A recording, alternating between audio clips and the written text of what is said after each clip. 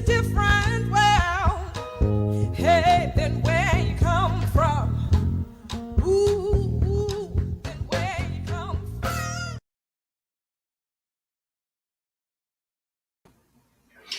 Good evening and welcome once again to We Rise, a podcast presented to you weekly by the Urban League of Greater Miami, and I'm your host, T. Willard Fair.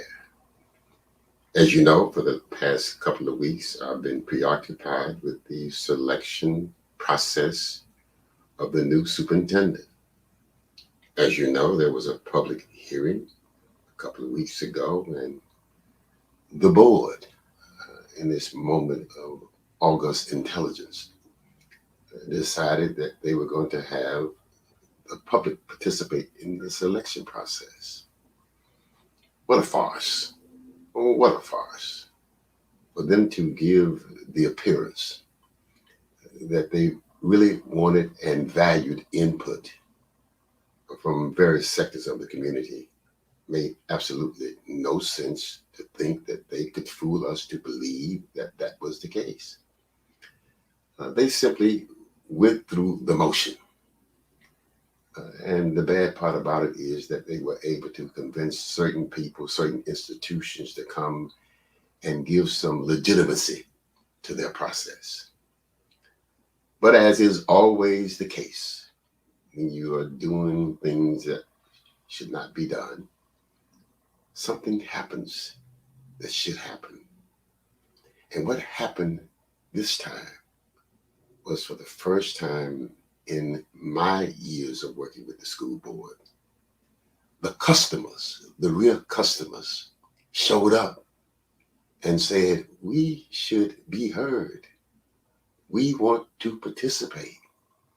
You have a responsibility to allow us to participate in this process. They were caught off guard. After all, we will not allow certain adults to participate. In fact, we will manipulate certain adults to give them the illusion that we want them to participate, when in reality, what we're doing is making them appear to give legitimacy to the illusion. So on this day, you saw some pastors that I've never seen at a school board meeting in my life showing up, appearing to be concerned about what was going on. I saw some other quote unquote community leaders showing up, had no script, made no comments that made any sense, but simply because somebody said that they ought to come and give legitimacy to this process, they came. But they were not prepared for my guests and her friends. They were not prepared to have the real customers who were going to be the benefactors of the decision that they were going to make present that day. And a little lady named Briell Robinson came with full force. Now, if y'all think that Rosa Parks was something, well, that's okay. One of the things that I wanted Briell to do before she got here is read the history of Angela Davis. So when she gets a chance, then I want you to become familiar, Briell, with Angela Davis, because she is the lady that I see in you going forward. And you have some of the ingredients in you that was in her. And if y'all thought that Rosa Parks was bad, ain't nothing like Angela. So welcome to We Rise Podcast, Briell. And let me see, where do I want to start with you? Well, what I really wanted to do in putting the flyer together, this is me when I was in the 12th grade, like Briell, some umpteen years ago. This is me, this handsome fella, all dressed up, behaving like he was Muhammad Ali in high school in 1957. I wanted to say, we'll talk about what things used to be like when things were colored. And now we'll talk about what things are like when things are not only colored, but it's a smorgasbord. We got all kinds of things in the pot today. But I want to spend some time, first of all, just saying, welcome, Briell, and tell me something about you so that my audience that does not know you as well as I know you can have a feel for you. Where are you from? Well, thank you for having me, first of all. I grew up in Liberty City here in Miami, Florida. I attend Coral Gables Senior High School, and I recently became a Posse Scholar, so I'll be attending Syracuse University on a full tuition scholarship. I would say that I first became politically engaged and aware when I was in the fourth grade. My little brother's best friend was shot and killed, and at the time, we did not know that kids that looked like us and that were our age in our community died at the hands of gun violence. We weren't as tapped into how policy influences why our communities like Liberty City looks so different from the environments that we leave our community to go to school to, like Coral Gables or Miami Springs. So that initially inspired me to start speaking to my local politicians and community stakeholders to express what I was passionate about. And for many years of me doing that, I was one of the only students in the room. And now that's inspired my work, where I'm the executive director at the Youth Education Coalition, which is a student-led organization that centers students and focuses at making them the epicenter of these conversations about education politics and including them in the decisions that are made from there. Youth Education Coalition. Yes. You guys came to me a couple of months ago to tell me about that. And we had a special session one Saturday at one of my properties. Speak more about what the Youth Education Coalition is all about. So the Youth Education Coalition has a few pillars, but the first one being education. Many of our students initially aren't that politically aware just due to lack of exposure. For many years, students have been excluded from these conversations, so it wasn't of the utmost importance to educate them about how the school board functions and what rights do students have to be in these spaces. So our number one goal was teaching students about how the school board functions, when these meetings are happening, how they can participate, what role their parents play in influencing our school board members, and then educating them about the limited capacity that we do have in these spaces. So informing students that we don't have any voting power on the school board. We do have a student advisor that does not have the ability to vote on the passage of board items. They do get an allotted time to speak and share their opinions, but for the most part, this representation is very symbolic and less inclusive to actually create any kind of change that's inspired by the students. Well, something happened because when I was in the 12th grade, way back in 1957, it sounds like you're talking about what we call the student council. In my school, we were active, aggressively involved in most of the decisions that were made in my school that impacted on us. So what happened between segregation and integration? Because somewhere along the line, y'all were no longer involved. Right. So over time, as many buzzwords and terms like representation, and inclusion became more salient with our citizens, we've been asking for these things. But instead of these positions being intentional, they've just been used to fill a quota. So if we say that we have a student sitting here, then we filled our quota and now students are included in the process. But we don't necessarily have any kind of vote, so our influences is pretty minimal. I would say that with student councils. YEC is meant to be more reflective of the entire student body. So not just our student government presidents and the students that are high academically achieving and already accepted into the most prestigious universities. We also want to make sure that our students that come from the most vulnerable communities or the students that may not be performing at the highest of levels are still being able to give their say about how they feel about what our school board is doing, how they feel this affects them.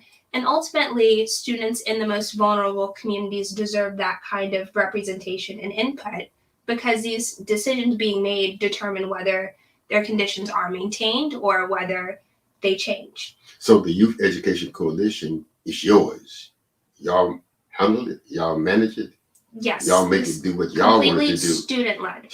Student-led all the way. And Yes. no adults can influence when, why, and under what circumstances. That's correct. That's frightening. Maybe that's why they were surprised when they saw you there. That was frightening to them. And they also saw potential voters. Right. That recently we've been mobilizing in a way that has become much more resonant with students. A lot of our seniors, especially, that will be turning 18 ahead of the next school board election cycle, we will be able to vote. And we want to remind our board members that while we aren't included in the decision-making process now, eventually will be your constituents that are able to vote you into office or vote for someone else to replace you in your seat.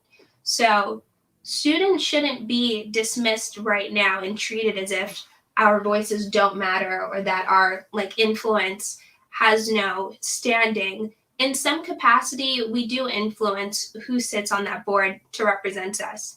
And especially since school boards are such a distinctly democratic institution in our nation, it's their obligation to respond to the people that they represent.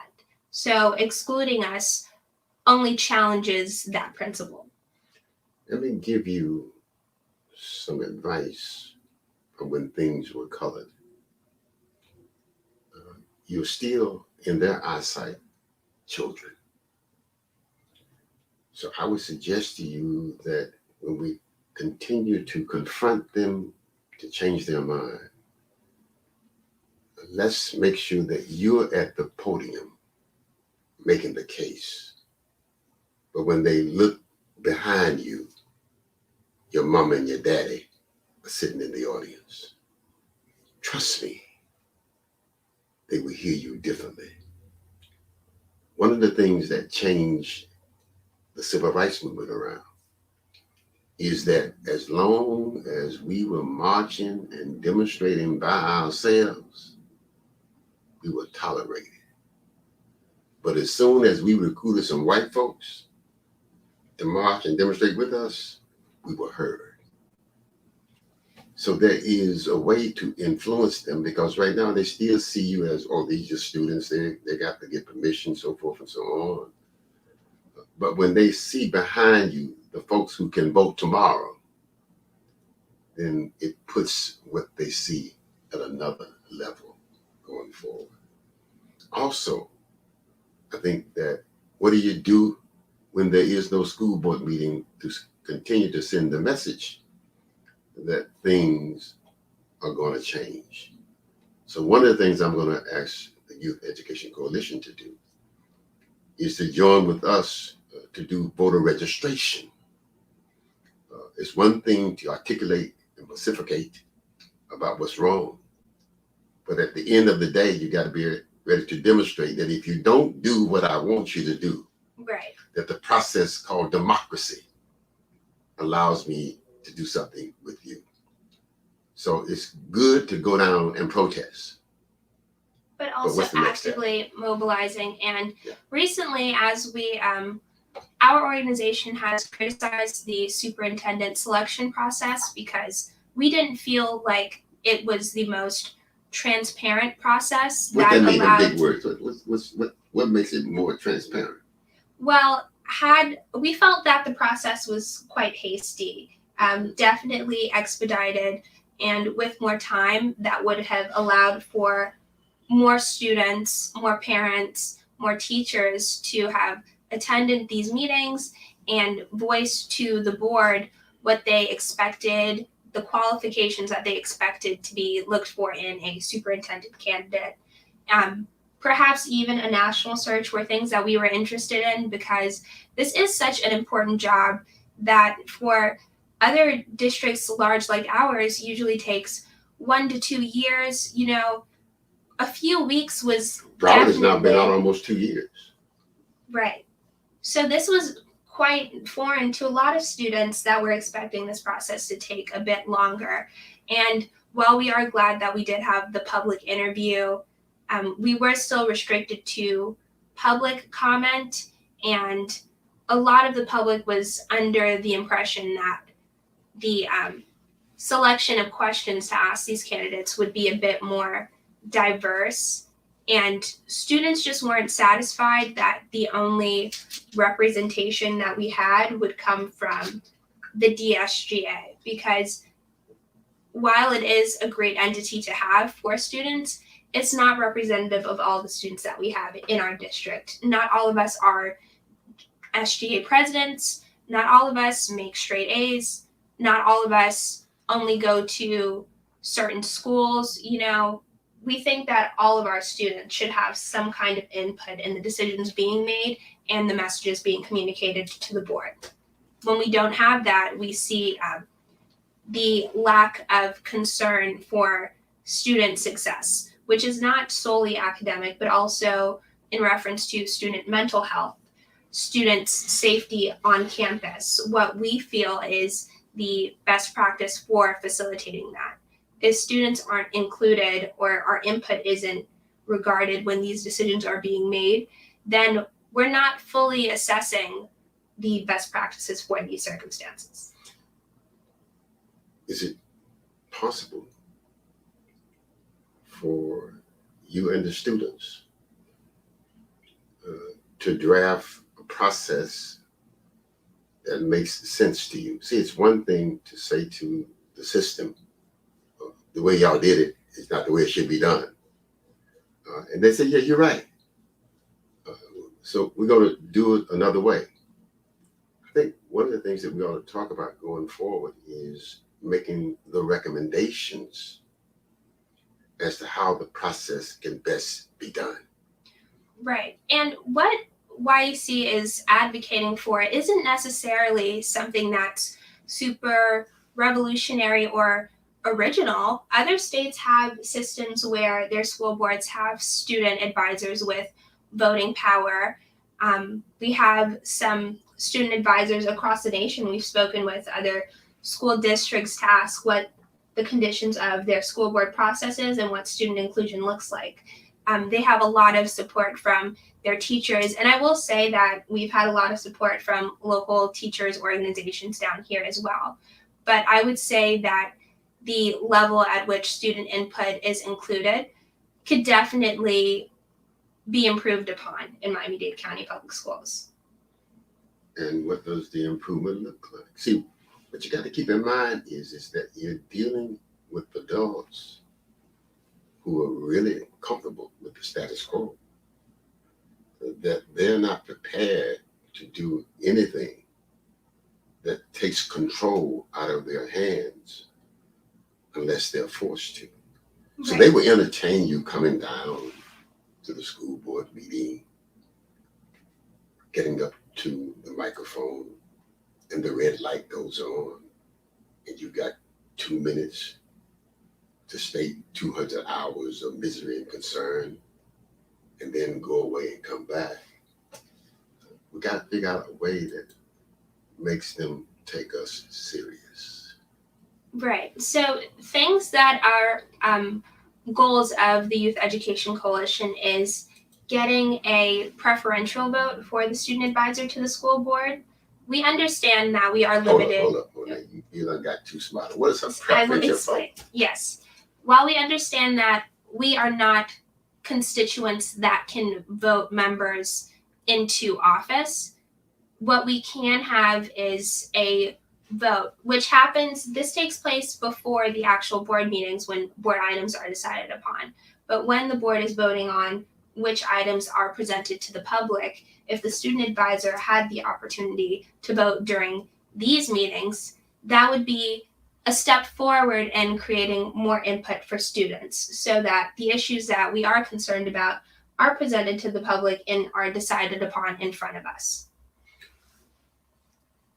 The problem with that is that unless those who can really vote are endorsing the preferential treatment, then it becomes a farce.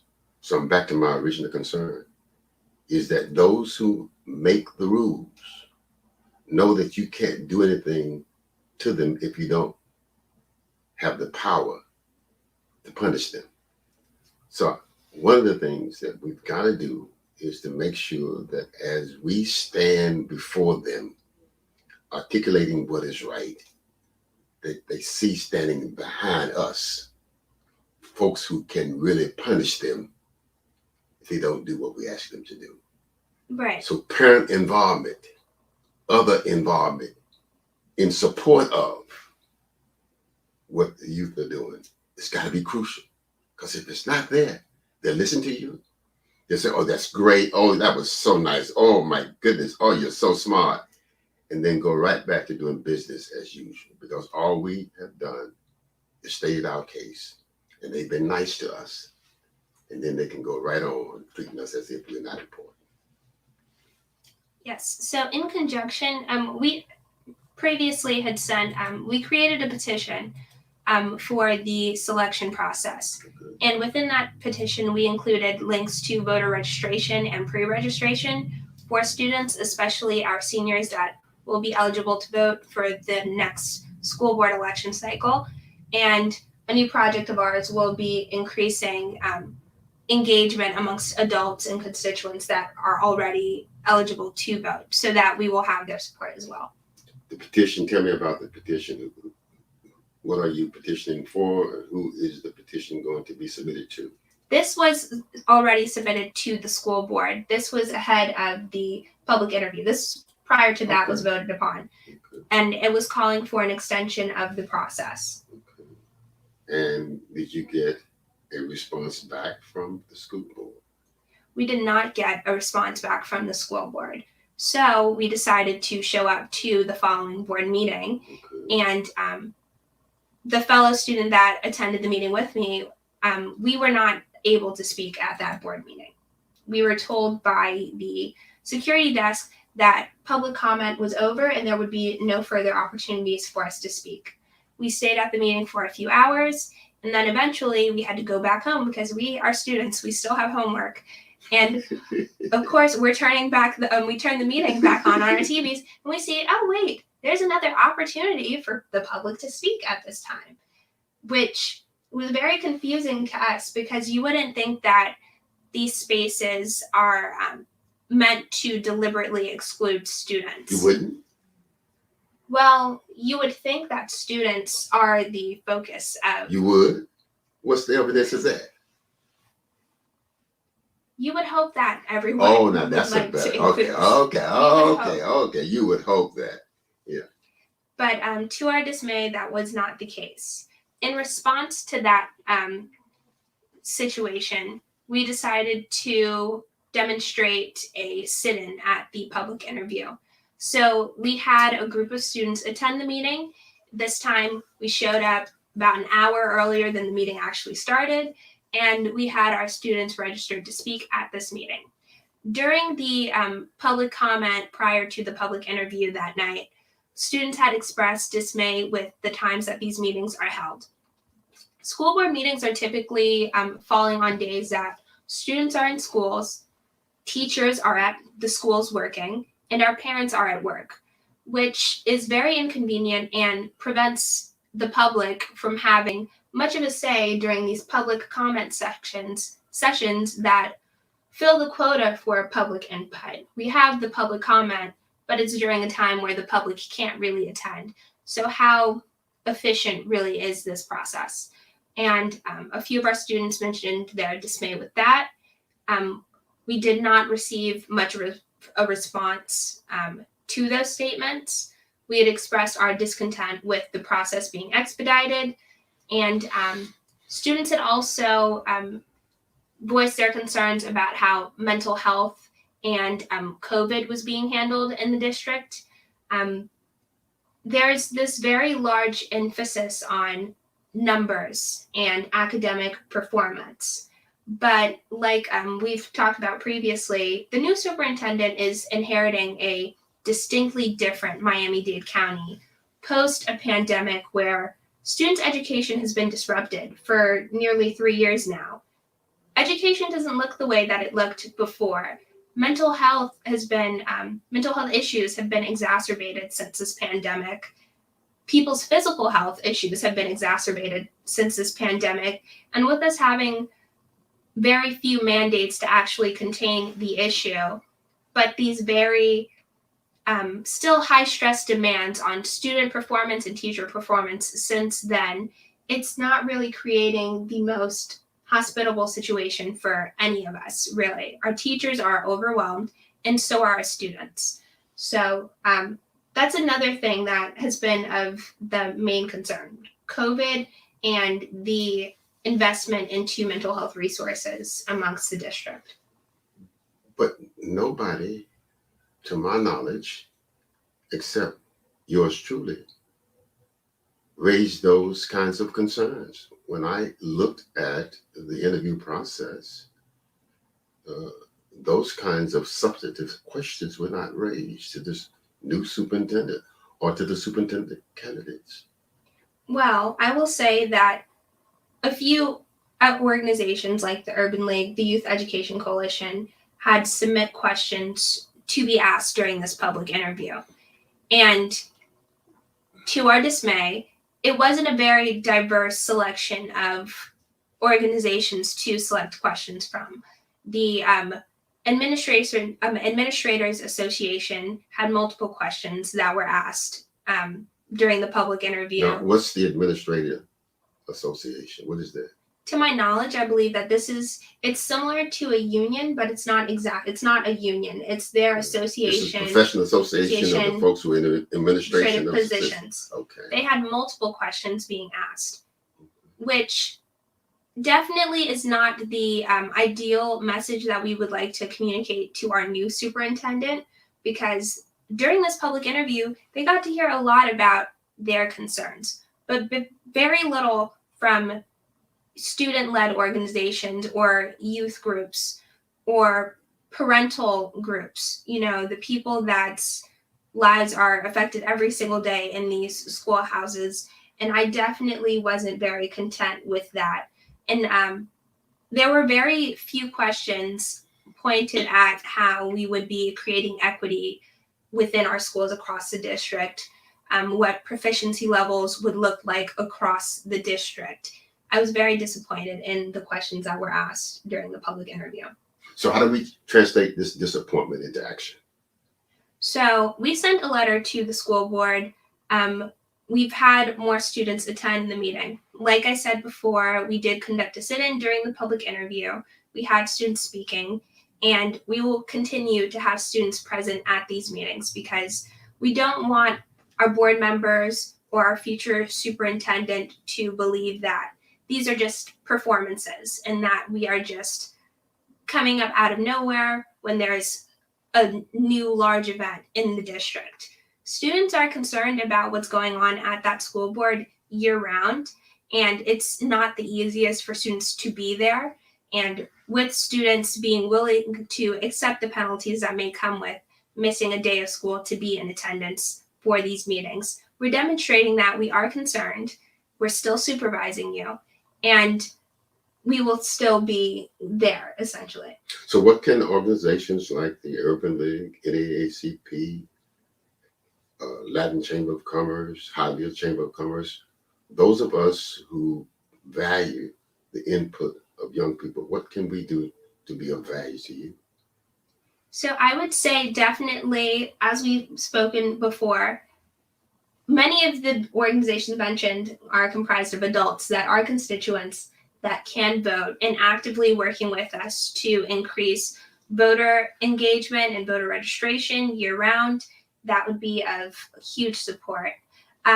Some students, not many of us can drive, but transportation is also something that we worked with. We were very thankful to a few organizations that were able to help provide transportation for students to the last meeting and future meetings. If you guys are willing to reach out to us, that would be of great assistance. And just making sure that students are communicated in your narratives as well. We all are focused on education politics, but the extent to which students are included should always be a focal point of what we're trying to accomplish. So why don't you, with your leadership, sit down and draft a list of things that you need from the general public in order to make your aggressive effectiveness more effective. If you have quote unquote plans to go to a certain school board meeting and transportation is a need, then target that date and let's make sure that folks know that you need transportation. And let's approach these transportation folks that we hire under normal circumstances to give back for me at this point. So give me a working agenda of things that we adults can do that will make your job easier. Because if we don't support you, then you're going to give up, get frustrated, and go on back to doing some other stuff. So I think what you're doing is exciting. It has unlimited promise. And that those of us who understand that it's going to take all of us doing our individual things in response to a collective response, working together. So you got the commitment. You already knew you had that from the Good Great in Miami. Yes, we appreciate to get you those resources. But I'm also saying that I'm prepared to aggressively challenge other folks to do likewise. So if there are events, if there are occasions where in order to execute them to the highest order of effectiveness, you need adult sponsorship and involvement, let's make up that calendar. Yes. Let's make it happen. And we are accessible on social media. You can find us on Instagram at the Youth Education Coalition. You can email us at the Youth Education Coalition at Gmail, and you can contact me directly as well, Briell Robinson, on all social media platforms. I will tell you that if we had Instagram and emails during the civil rights movement, it would have been unsuccessful. So tell me the stuff that I can do that allows me to put my hands on the people and convince them that they ought to come. It's one thing for me to read it on the screen. It's another thing for me to hear it over the phone saying, I need you to be at the school board meeting Monday at 2:00, or I need $50 to pay for some transportation. I need to personalize this stuff. Yes. You know, and us old colored people respond to the personal invitation, which says to the extender that you are important and I care enough to talk to you. Yes. It's going to be important. I think that you may have the ability to change their minds. I think that we ought to make sure that we use this opportunity to really get maximum student involvement. If we don't spend any time looking back on what has already been done, but figuring out what we've got to do to make sure that what we witnessed and participated in 2 weeks ago never happens again. And we need to send a message to whoever is on the school board that all customers must be heard, all customers must be valued, and that if you insult one group of customers, you insult all of us. So the adults should be as irate as you are. The vendors should be as irate as the adults are. We've got to make sure that this becomes a movement of people who are concerned about the future quality of education of all children. And if we don't do that, then they will just dismiss a group of students that they really don't have any respect for at this time. But if all of us band together, then we can get them. And once we get them, then everything will be all right. So tell me, in our final moments of this podcast, about this posse stuff that you talked about earlier. Okay, so Posse is a scholarship program that sends a cohort of 10 students to one of its 6 partner schools, and I was selected for the Syracuse University Posse Scholarship. So I'll be heading to Syracuse, New York, which is very upstate New York, very different, not nearly as diverse as Miami, which will be quite a transition for me. But I am eternally grateful for the opportunity, and I credit gaining this opportunity to my experience and my role models in this community, definitely. I think that sounds so Mexican. My goodness. Tell me about what this really is. You're talking about posse. You're talking about having come out at the top of the heap in one of the most competitive processes in the world. And I will be heading up to. Tell me about the real significance of this experience. Please tell the public. This is important. It is a highly competitive scholarship. Highly competitive scholarship amongst everybody. There's a 6% acceptance rate for gaining. Highly competitive, 6% acceptance rate.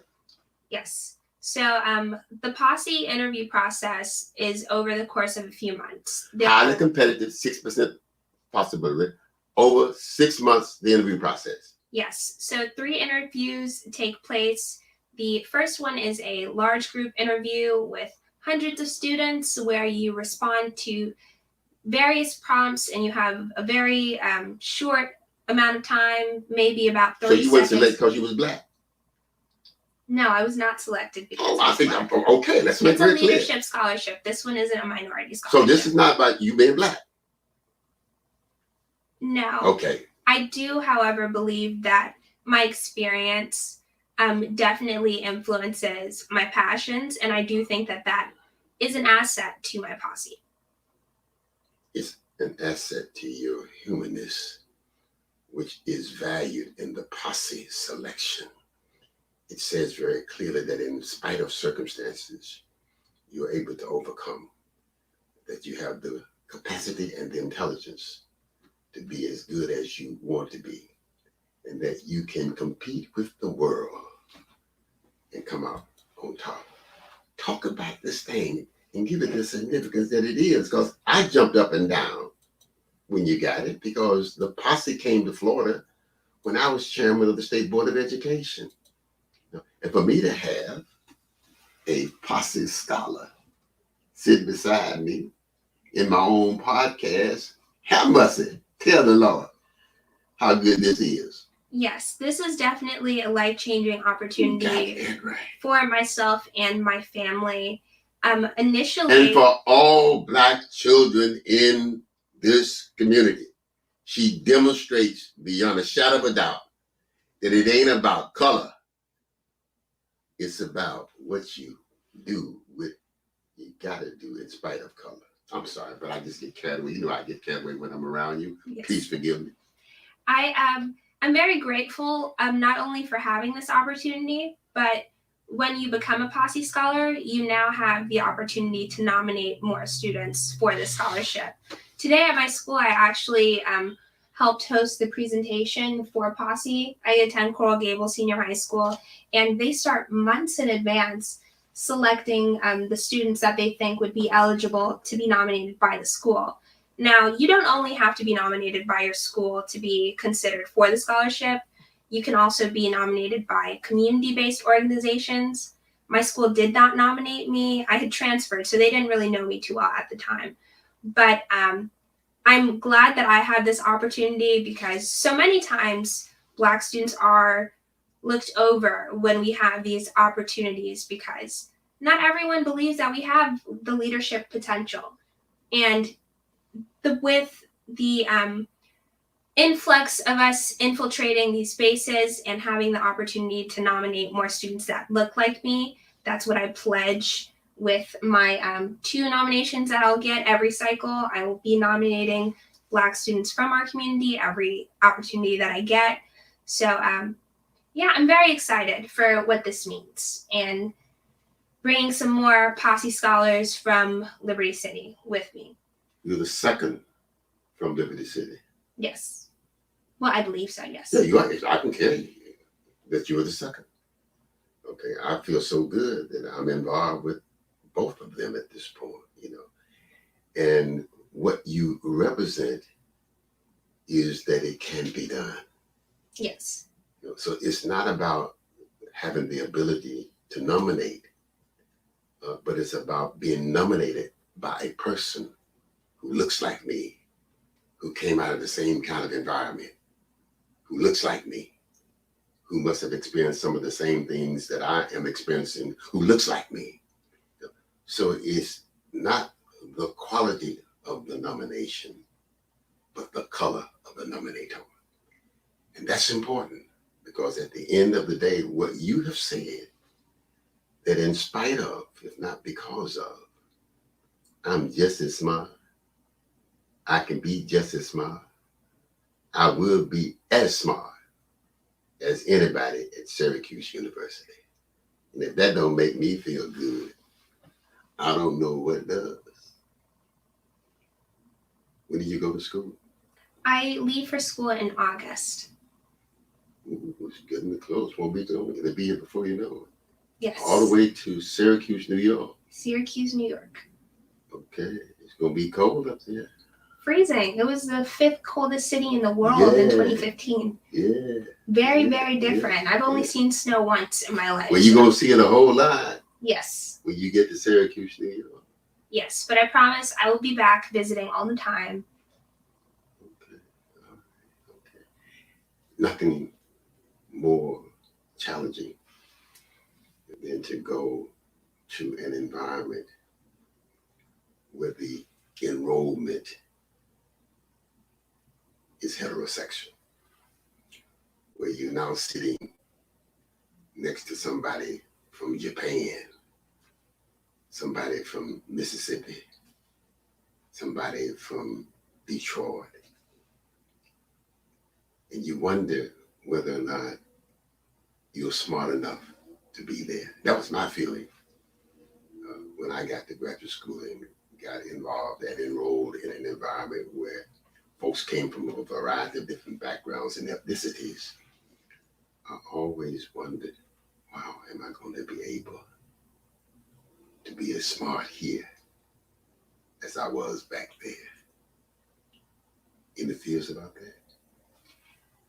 I actually, surprisingly, I don't. I think that all of my life, I've experienced different educational environments in Miami-Dade County Public Schools. I've attended Melrose Elementary, and then Miami Arts Charter, and then Charles R. Drew K-8 Center, then Miami Springs Senior High, Coral Gables Senior High.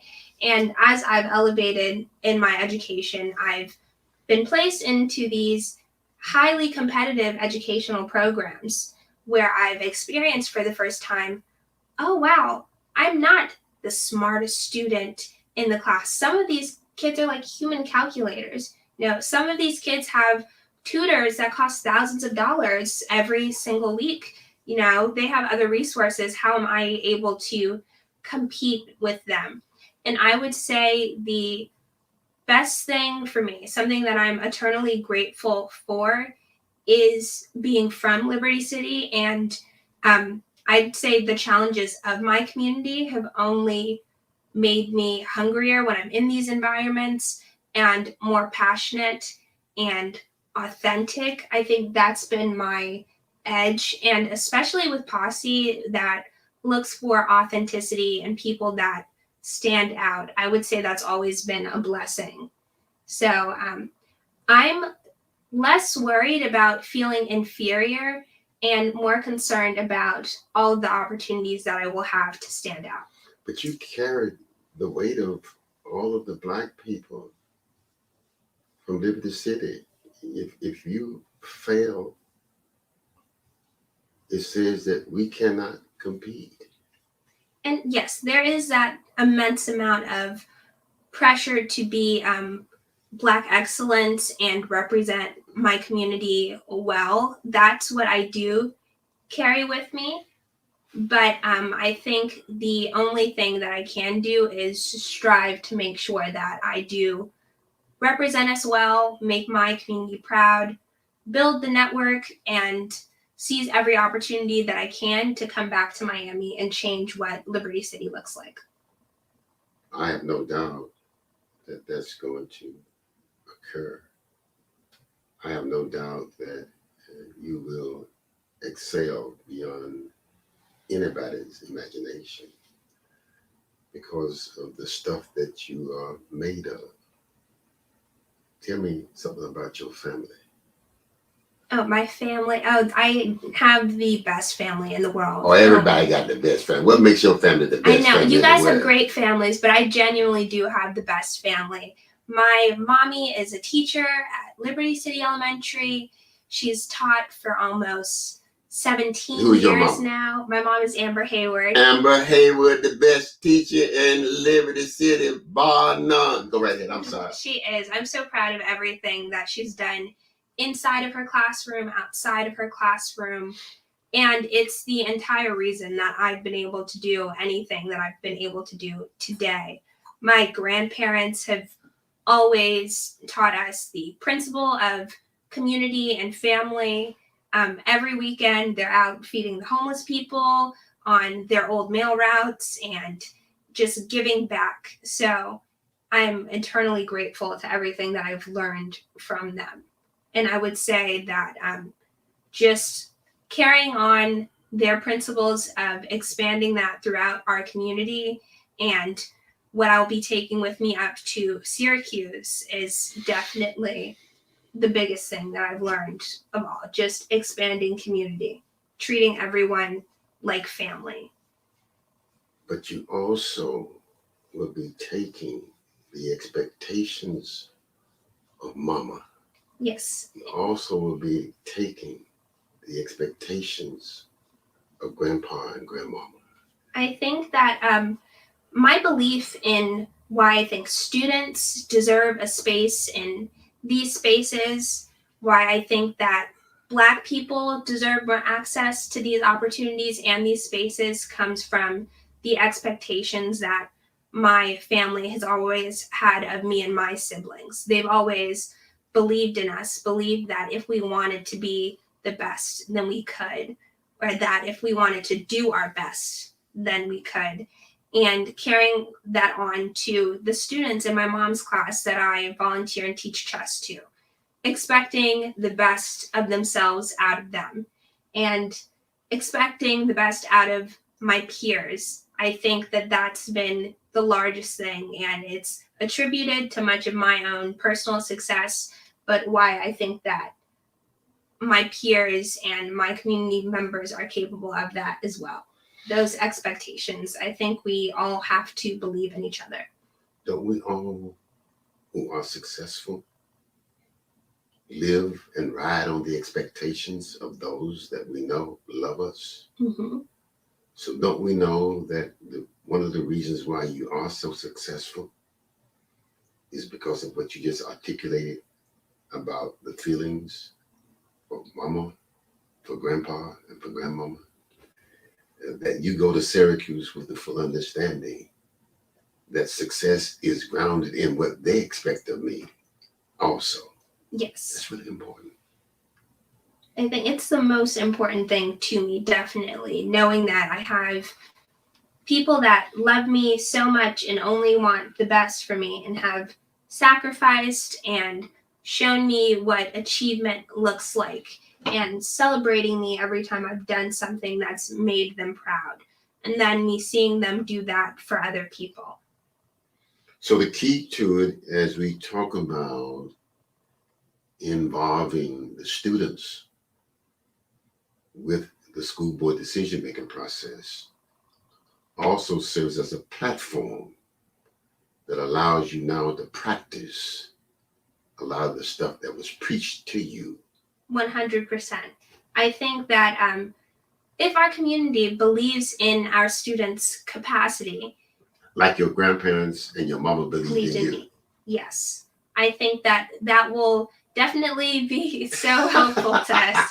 You know, we're still struggling out here, but definitely all of the support that we can get, we will gladly accept, and we love supporting other groups as well. We're very passionate about our teachers and our parents, and we want as much of the community to become as engaged as possible. Too often, as we embark on these kinds of confrontation politics, people just see us, but now they see who's behind you. Right. We're not an isolationist group by That's important. That's any important. means. That's why these parents have got to be there. You can be at the podium.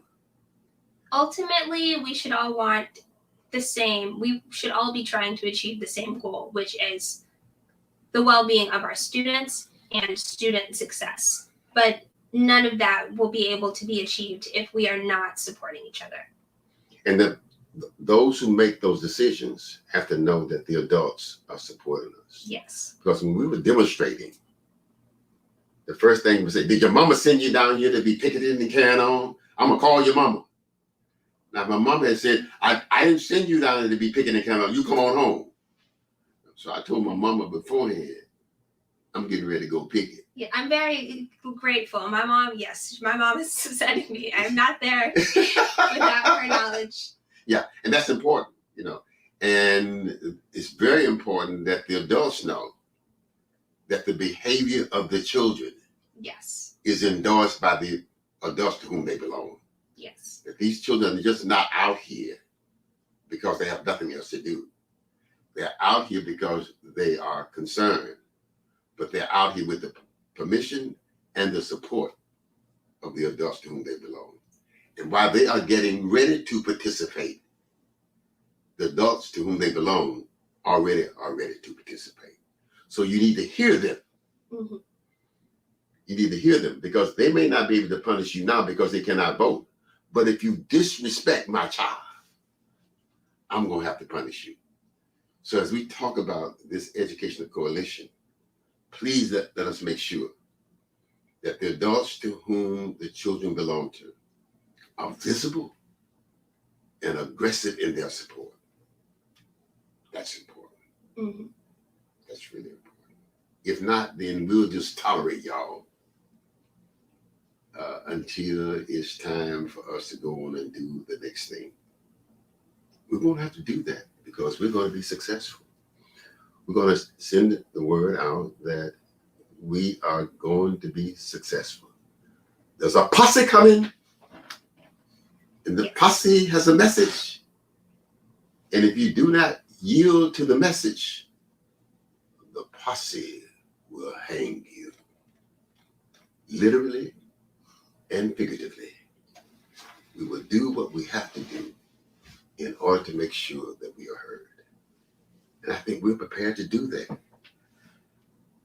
It's been joyful to have you here. I knew it was going to be fun. I really enjoy it. Please. And I'm going to have you back. Yes, please. I'll be back. Thank you very much for being with me, Briell. Tell your mom and grandparents I said hello. And I'll see you tomorrow morning at the school board meeting. Thank you very much for being with us. We'll see you next week. Keep on, keep going.